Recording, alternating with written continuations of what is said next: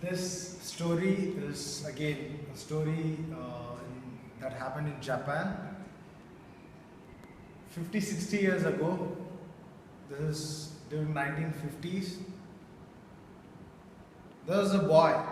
He was a mechanic, and a mechanic with big dreams. He used to work, he used to repair cars, he used to do a lot of repair work. He used to be in his garage. His master told him not to leave this place without the permission, but still, he used to dream big. When people used to come with cars, he used to dream of making cars. Small boy. So one day, he made something called piston. You all know what is a piston. So he took this piston, he went to Toyota. How many of you know Toyota?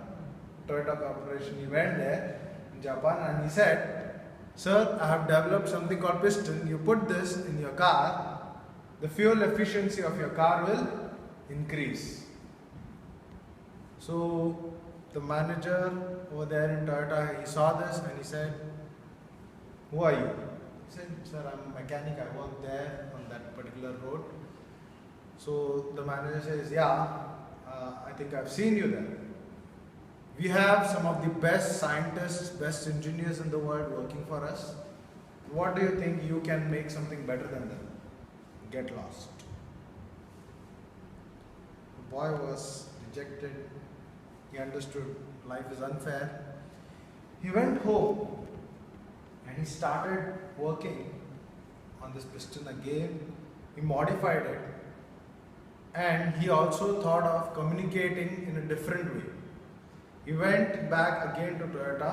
He met the same manager. He said, "Sir, please give me one chance. If this doesn't work, I'll never come back again. And if it works, then your company is going to make a huge profit. Why don't you give me one chance?" So the manager looks at him. He says, "Okay." So they try it and it works. So he's very happy. They calculate, even the number of profits, because no other company is still having it. So they think, they're going to make a huge profit if they start using this thing called piston in their car. So they give him an order of few thousand pistons. He's very happy, but he doesn't know how to make so many pistons because it requires a huge factory to make so many number of pistons. So he goes back. He doesn't have any money. He goes, he approaches his relatives, he approaches his friends. He says, "I have this idea, and I have this company Toyota who says that they are ready to buy so many pistons from me, but I don't have money. Will you help me? I need some money. Will you help me? I need some money." Many people who trust him give him the money. He collects the money, and this time was the time of World War. Second World War was happening in Japan, and everyone had their own priorities. No one was making concrete to make a factory. He had enough money now to make a factory, but he didn't have concrete, and no one was making concrete. So he went, he learned how to make concrete. He made his own concrete, he made his own factory, and he started manufacturing pistons. He's almost ready. When he's about to take all these pistons and deliver it to Toyota, that is the time bomb was dropped and everything he built was destroyed into pieces. The boy again understood that life is unfair. Life is unfair. But he didn't give up. He stood back up again. He started running here and there, seeing that the American aeroplanes are dropping, the gasoline cans and so many other things, explosives, and the cans that were not exploded, the explosives that were still intact. He collected everything, went and sold it, collected the money, again built his factory. Again started manufacturing pistons. And we all know that Japan is very famous for earthquakes. This time he was ready again with his pistons, and still Japan was hit by one of its worst earthquakes ever, and the entire factory was again destroyed, and the boy was still alive.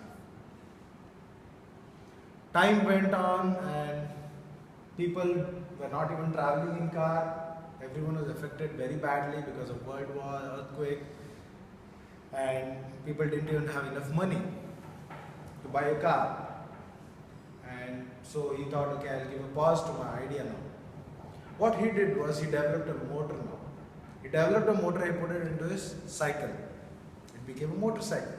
So wherever he is going, he just had to pedal for some time, and this motorcycle goes on. People were amazed. Many of them asked him, hey, can you make something like this for us? I'd like to buy this.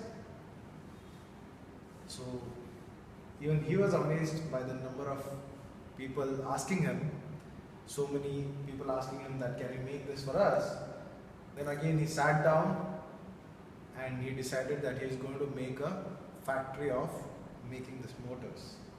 So he sat down. During those days there was no photocopying, no computers. He wrote down letters. Thousands and thousands of letters for all the bicycle shop owners across the country in Japan.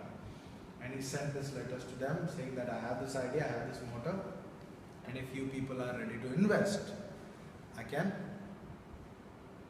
manufacture this in a huge amount and you can sell these motorcycles. Many people, and I need money, is what he said. So many people replied him along with money. And that is how he started this manufacturing of motorcycles. And eventually he started manufacturing his own cars. And today he manufactures cars and motorcycles, and it is one of the largest companies in the world, and we know it as Honda. The name of the guy is Soichiro Honda. He was the one who was behind it. Today is no more, but the company is phenomenal, and it's like legendary today. Yeah. So that's it. That's my story.